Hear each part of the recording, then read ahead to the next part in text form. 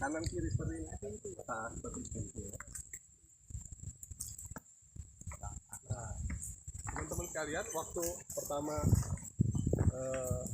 saya kan 94 ke sini ya, itu pohonnya masih banyak. Terus ya sebagaimana lazimnya umum gitu ya, ketika ngelihat ada batu-batu seperti ini, kita mikirnya di bawah itu ada batu ya, di bawah itu batu. Nah, ketika saya dapat kesempatan ekskavasi 2011 2012, ini saya pilih nih pertama di sini ya, kita buka 5 kotak, 1 2 3 4 5, itu ternyata ketemu gerabah ya, tapi nggak ketemu batu ya, batu-batu yang seperti ini nggak ada di bawah ini. Sampai kedalaman Sampai setengah meter ya. Nah itu saya tuh udah mulai curiga tuh, kok nggak ada batunya gitu ya. Baru belakangan kita kerjasama sama ahli-ahli tadi geofisika ya, ahli geologi, mereka nge-scan, bahkan akhirnya dapat itu ada seperti apa namanya, kosong, terus ada struktur, kosong ada struktur ya, seperti itu. Akhirnya berikutnya tadinya saya cuma main setengah meter gitu ya, 1 meter, habis itu berani ekskavasi 4 meter ya, 6 meter gitu, karena punya data tadi ya. Kalau nggak punya data kan saya udah berhenti ya, seperti itu. ini ditutup kembali. Nah, cuma ketemu gerabah-gerabah di sini, Ditutup kembali ya. ditutup kembali ya. Nah, seperti itu ya. Dananya dari mana, Pak? Mana? Dana Waktu itu dari kampus ya, tapi kan itu cuma kegiatan kecil ya. Kalau yang gede-gedean kita apa sih namanya, nggak gabungan aja ya, gabungan saling gotong royong ya, seperti itu ya. kalau gerabahnya sekarang di mana? Dibalikin ya, Nggak dikuatin lagi. nggak usah, buat apaan, foto aja difoto. Jadi kemungkinan ada orang yang tinggal di sini ya? Ya, oh ya, ada yang tinggal di sini nggak ya? Kalau dari gerabahnya ukurannya kecil-kecil, terus kita nggak nemuin yang alat masak, nggak nemuin gitu ya. Terus arang juga cuma sedikit. Intinya nggak ada indikasi hunian, dalam pengertian bukan tempat tinggal. Ini kayak tempat ibadah aja, orang datang, upacara, ritual, habis itu sehari 2 hari mungkin ya, terus turun. Ya, orang tidak tinggal di sini. Kayak kita bawa teh pucuk. Ya, kayak kita bawa minuman. Saya nggak nyebut merek nanti. Suruh bayar.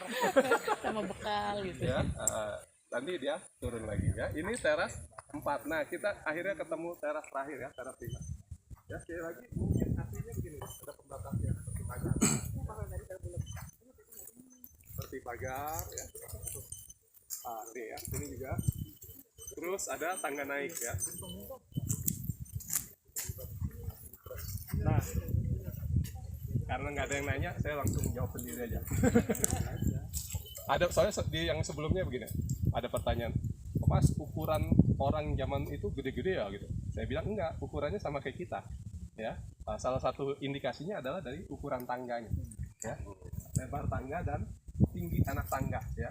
Itu cocoknya memang untuk ukuran kita gitu ya, bukan yang jaraknya jauh gitu ya, seperti itu ya. Oke, kita ke teras 5 ya, atau teras terakhir atau teras yang tertinggi ya.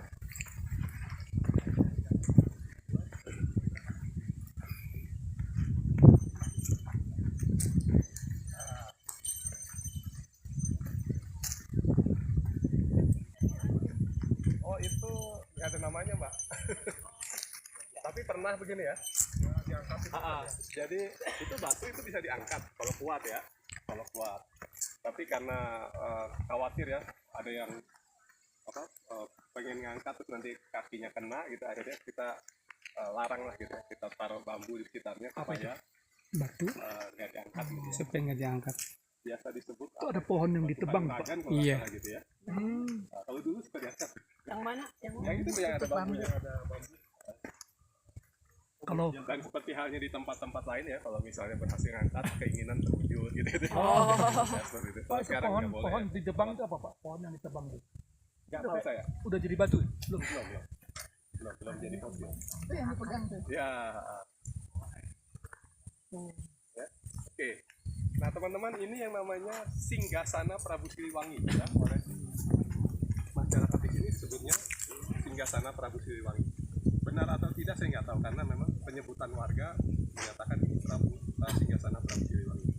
kemungkinannya seperti apa? Kemungkinannya menurut saya besar gitu ya, karena ini situs kan melampaui zaman ya, mulai dari 14.000 dia dipakai, kemudian dipakai lagi 5.900 sebelum masehi ya, ditinggalkan dipakai lagi 500 sebelum masehi, lalu ada mungkin yang tadi ya orang-orang Cina datang gitu ya, terus habis atau Prabu Siliwangi duluan ya, kerajaan Siliwangi atau Pajajaran sekitar 1500-an ya, 1500-an Masehi. Setelah itu katakanlah pedagang Cina, setelah itu orang-orang Eropa, ada keramik Eropa juga di sini gitu ya.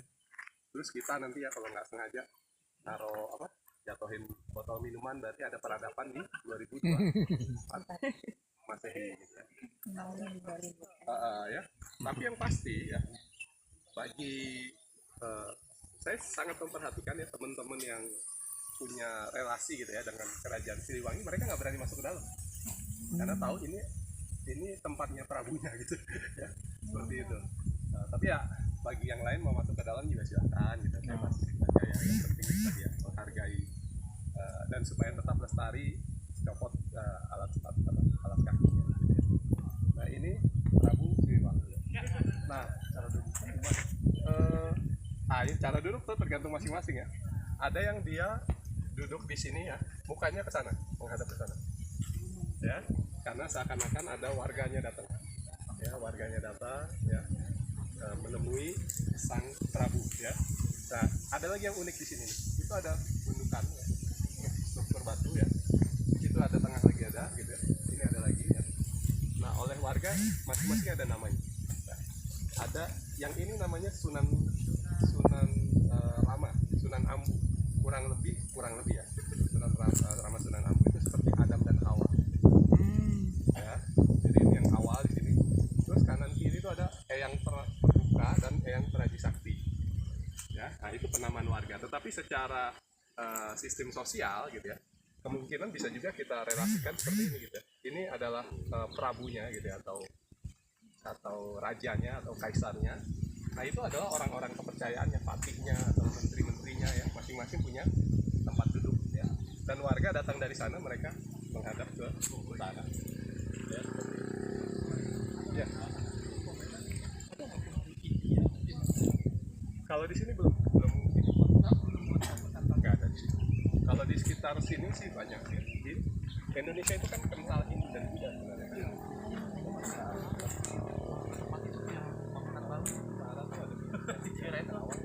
Padahal itu Kita lompat dari prasejarah. Paling dekat ini kerajaan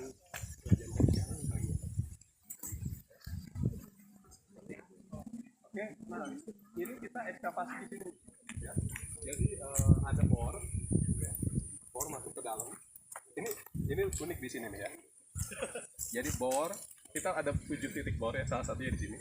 Ngebor ke dalam, kedalaman 2 meter gitu ya. Ini tanah ya. Kedalaman 2 meter itu dia bornya mulai keras. Ternyata dia menembus batuan. Ya. Terus setelah 4 meter dia lebih cepat lagi gitu ya. Artinya dia sekarang masuk ke tanah gitu ya. Jadi dari 0 sampai 2 itu tanah, 2 sampai 4 itu batu. Ya. Setelah 4 gitu ya, itu tanah lagi gitu ya. Terus habis itu batu lagi 6. Di 6 itu ada batu ya. Nah, yang menarik adalah begitu masuk ke 8 meter itu kan bor itu kan pelan-pelan begitu 8 meter dia langsung lost gitu ya. Terus untuk memudahkan pengeboran dia kan pakai air ya, supaya lancar gitu. Nah, air yang dari tangki-tangki di sini itu masuk semua, ambles ke dalam ya. Ada airnya. Apa? Di paling bawah kosong ada air. Iya, di bawah itu kemungkinan ada rongga. Nah, rongga itu sebenarnya sudah teridentifikasi dengan alat-alat geolistrik. Ada kayak lingkaran-lingkaran, tapi kita nggak tahu itu apa. Karena dia bisa ekstrim ya, antara rongga atau batu yang padat banget, gitu. Dia ujung sama ujung itu, ya. Nah, untuk tahunya ya memang dibor. Begitu dibor ternyata dia bukan benda padat, tapi sesuatu yang kosong, sehingga air masuk semua. 32.000 liter. Oh, tapi bukan mata air berarti ya. Bukan, mata airnya yang di 200-an. Ya, sumber air itu yang di 200 meter. Ini cuma 8 meter. Ya, 8 meter.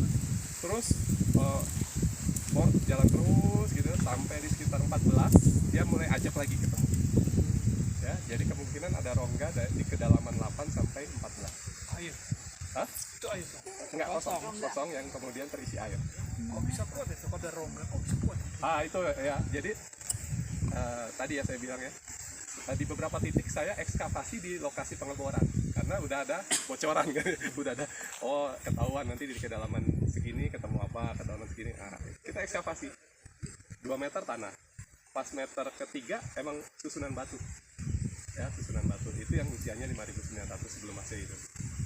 2 meter tebalnya masuk lagi tanah lagi, ya tanah lagi. Berarti batu-batu itu diambil dari luar ya, disusun di situ ya. Nah, saat kedalaman 6 meter, saya bilang ke teman-teman, udah stop kita di situ. Nanti kalau terusin bisa cukup. Ya, jadi di sini kita sampai 6 meter aja. Ya, karena kita nggak tahu di bawah tuh konstruksinya atau kondisinya seperti apa, nggak tahu ya. Karena lebih baik keamanan dulu lah. Itu ada rongga bolong entah ya. Ya. Batu kan di atasnya Pak ya. Ya, batu di atas. Kenapa enggak? Apa? Nanti jatuh sama orang-orangnya, Pak. Kalau dari samping nggak bisa. Pertanyaan saya. Kalau dari samping misalnya. Apa? Ini dari samping ini kan ada batu-batu ini, Pak. Kita nggak mau mengubah bentuk batu. Makanya ketika milih kotak ekskavasi pun ya nggak di sini nih, ya nggak di sini atau kita geser nggak, Bu? Nggak. Ya kita cari yang tanah yang kosong gitu baru masuk ke dalam. Ya. Oke, terakhir di lokasi ekskavasi yang 10 meter ya. Yang terakhir. Oh iya Mas Abi, Yuk. ada satu ini yang saya mau tanyakan. Batu yang bundar itu dorpal itu gimana ya? Di situ, bareng.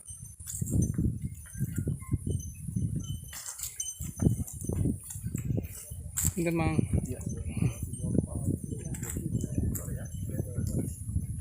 Nah ini letak kotak ekskavasi yang paling dalam di sini. Gitu ya. Jadi sekali lagi sebenarnya ya, kalau kita baca pelan-pelan berita ya atau laporan, sebenarnya praktis nggak ada kontroversi. Ya, yang beda tuh cuma beda kedalaman aja. Ya, yang lain belum dalam sehingga komentarnya nggak bisa dibandingin sebenarnya. Ya, nah di sini ini ada bor juga ya masuk ke dalam. Uniknya di sini beda dengan di sana. Di sini tanah semua, tanah gitu ya. Sampai di kedalaman 10 meter dia keras, airnya nembus gitu ya. Terus pas diangkat emang ketemu batu ya. Tapi kan kalau penampang cuma 5 cm, kita nggak tahu bentuk batu itu kan kayak apa ya. Nah akhirnya kita ekskavasi benar sepanjang 1 meter tanah, 2 meter tanah, 3 meter tanah, 9 meter tanah juga. Pas 10 meter ketemu batu, tapi bukan batu yang begini, tapi yang apa? Yang bulat-bulat. Gitu. Nah teman-teman bisa bayangkan batu bulat itu ada di kedalaman 10 meter, sementara batu yang bulat itu biasanya ada di sungai. Sungainya 200 meter di bawah. Bulatnya besar. Enggak, begini-gini. Ya. Begini. Jadi di sini ada material lain ya selain yang batu kolomner. Ya, itu juga semakin menunjukkan bahwa berbagai jenis material di sini itu didatangkan dari luar sebenarnya. Ya, dari luar situ. Ya, silakan. Jaraknya dari situ ke sini kan dekat. Ya, Kok bisa beda? betul, makanya kita susah banget mengidentifikasi ya. Karakter tiap teras itu beda gitu. Ya, pada dekat ya, ada kemungkinan apa sih namanya peradaban yang awal ya bangunnya ya di sini aja gitu ya. Di sekitar sini, peradaban berikutnya di sana gitu ya. Ya, terus peradaban berikutnya nyambungin ya. Yang sekarang ini nyambung kan, makanya kita mengenalnya sebagai 5 teras. Tapi bisa saja zaman itu ya cuma di sini aja ya. Tapi oleh karena itu sekali lagi rekonstruksinya agak susah. Yang paling mudah rekonstruksinya adalah yang paling atas ini ya. Yang paling atas adalah yang paling muda 500 sebelum Masehi, terdiri dari 5 teras, ada tangga di utara gitu ya, ada mata air di utara, lalu sumber batunya datang dari mana? Dari selatan ya. Kita udah cari sumber batu yang seperti ini ada di utara 5 km dari sini dan 2 km di selatan. Nah, saya cenderung yang di selatan karena apa? Karena di selatan itu lebih tinggi ya, lebih tinggi, jadi bawa batunya lebih mudah. Digelindingin. ya digelindingin atau didorong. Sementara kalau yang dari utara, ini kan kawasan, sebenarnya ini kawasan Gunung Api Purba ini, ya. Dulu banget gitu ya. Ada gunung yang pernah aktif, terus kemudian dia udah nggak aktif lagi, maka dia sumber batunya banyak. Ya, tapi khusus di bukit ini tanah itu, kalau batu-batu didatangkan dari luar. Nah, kenapa nggak dari sana? Bisa saja, tapi lebih sulit. Karena di sana ada lembah. Ya. Pertama jaraknya lebih jauh ya, 5 kilo dibandingkan sini 2 kilo, terus ada lembah. Kalau ini dia punggungan nih, seperti ini. Ya, bisa turunan. Ya. Nah, di laporan Belanda itu nulisnya ya 1890, 1891, 1914. Nama Gunung Padang belum ada. Ya. Kalimat di Belandanya begitu, bahasa Belandanya. Di dekat Gunung Melati. Nah, itu Gunung Melati itu. Ya, di dekat Gunung Melati ada susunan batu 4 teras ya. Jadi waktu itu baru 4 yang ketemu. Ya, yang terbuat dari batu-batu runcing misalnya dia ya, di laporan itu. Yang salah satunya mungkin adalah makam yang kemungkinan yang makam yang di teras satu tadi yang begitu. Ya, seperti itu. Walaupun belakangan kita riset kayaknya bukan makam itu di sini. Karena kita nggak ketemu kerangka ya, nggak ketemu tulang. Oke, ada lagi sebelum terakhir kita di sana tuh. Terakhir aja ya. Oke, ya. Udah lapar kayak bener ya. Terakhir cendol. Udah duluan.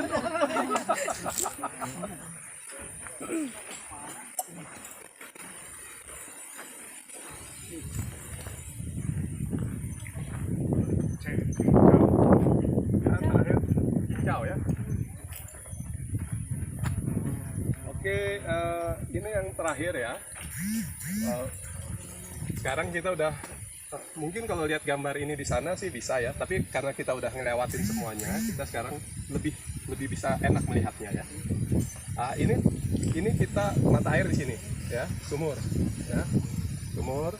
Terus kita tangga lama ya, terus ketemu teras satu yang ada seperti altar tadi ya, batu altar ya. Terus yang tegak begini tuh ya, hampir tegak ya, miring, yang ada lapisan 1 dan lapisan 2 dan ada semacam mortar ya atau semen purba. Terus teras 2 yang ada mahkota dunia ya, yang pohon kemenyan dan itu ya. Terus teras 3 yang ada batu kujang ya dan maung ya. Teras 4 tuh yang ada ketemu gerabah-gerabah ketika ekskavasi, dan ini teras 5 ya. Nah, Bapak Ibu sekalian, teman-teman sekalian, ini sebenarnya bukit alami ya. Lihat nih konturnya kan ya maunya alam lah ya gitu. Maunya alam gitu ya. Lalu apa sih namanya? Gunung Gede Pangrango di sekitar sini.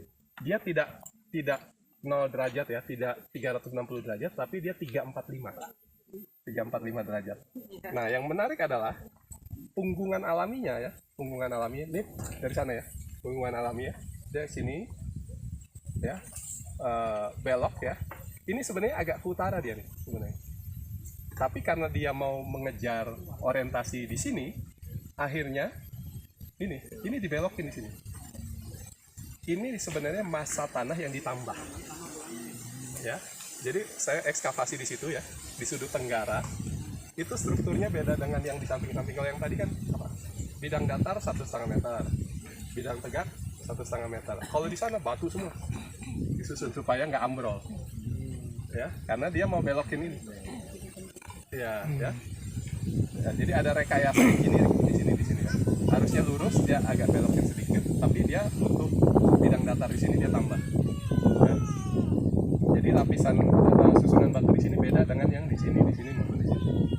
Ya, ya. Oke. Nah, jadi ini alami nih semua, alami, dan ini lebih tinggi di sini. Itu yang Gunung Melati. Nah, sekarang bapak-bapak sekalian ya, ibu-ibu, teman-teman, ya, itu 1.200 ya, 1.200. Terus kemudian turun gitu ya. Kita sekarang di 1.000 ya. Di bawah itu yang 885 ya, atau mungkin 895 ya, bawah terus. Nah, Anda harus bayangkan ya, pada saat itu ini bukit alami itu ditimbun dengan tanah ya. Setelah ditimbun dengan tanah atau tanah urukan, lalu ambil lagi batu dari tempat lain, dibikin bangunan gitu ya.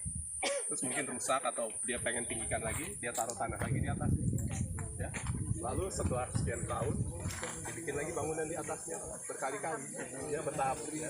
Yang paling tua 14.000 ya sebelum Masehi, yang di tengah 5.900 sebelum Masehi, yang paling muda yang 500 sebelum Masehi.